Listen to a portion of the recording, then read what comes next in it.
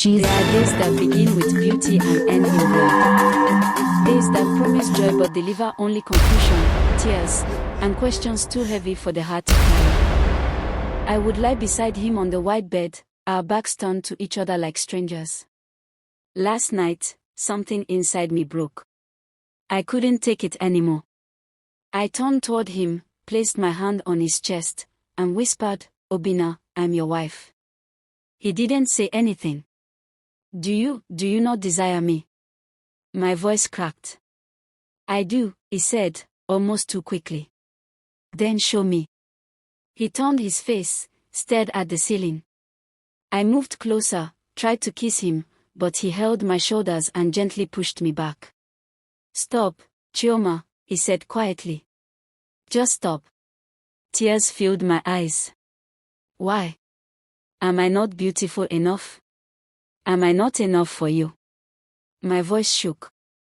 That was when he sat up and turned toward me with eyes that were too tired to lie anymore. "I lost my manhood," he said slowly, painfully, 18 years ago. I stared at him. What do you mean?" "I mean I've been like this, broken. No arousal.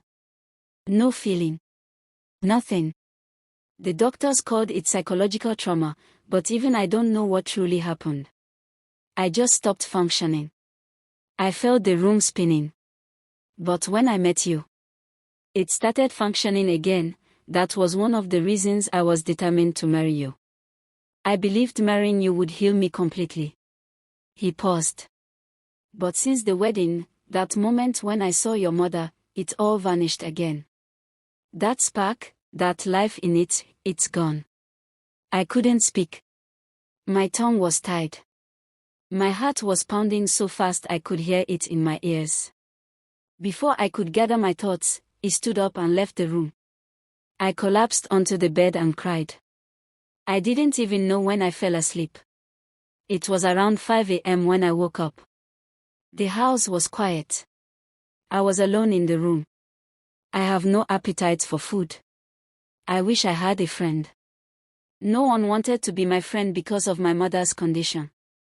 She was the only friend I had. Now she is not close to me. I can't go home now. Maybe my grandma will not allow me to return. That evening, when Obinna returned, none of us spoke to each other. I went to sleep in the guest room. I wake up around 10 to go drink some water. My throat felt dry. I walked out slowly, rubbing my swollen eyes. I didn't see him in the living room or the kitchen. Then I heard a soft sound from the study room. I tiptoed toward it. The door was half open. I stopped at the corner and peered in through the gap. Obinna was sitting at the desk. There was a man beside him, one of his old friends, Emeka, a guy I'd met during our introduction ceremony. They were both staring at a document. Obinna's head was bent. His shoulders trembled. "She's my daughter, Joe," he said in a whisper, almost choking. The DNA result just confirmed it. I froze. I stopped breathing. What did he just say? "Are you sure?" Emeka asked, panicked. Obinna nodded and wiped his face. The blood sample I took secretly from Chioma, it matched. 99.8%. I can't believe this. Emeka was stunned.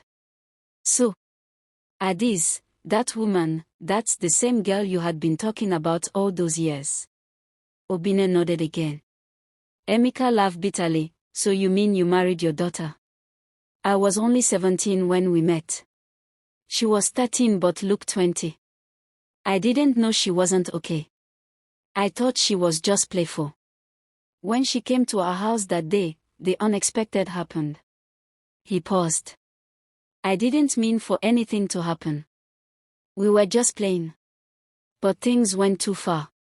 She didn't resist. She didn't speak. She smiled the whole time. It confused me.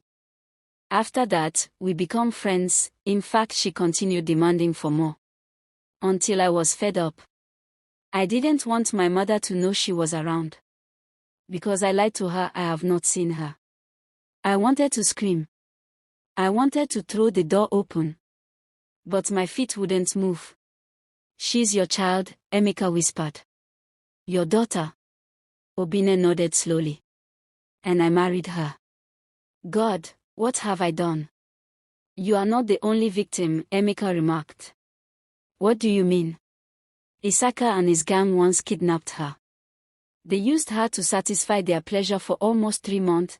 I didn't know it was the same yellow pawpaw you had been talking about. What? My hand flew to my mouth to silence the gasp that escaped. I had had enough. I tiptoed back to the bedroom and locked the door.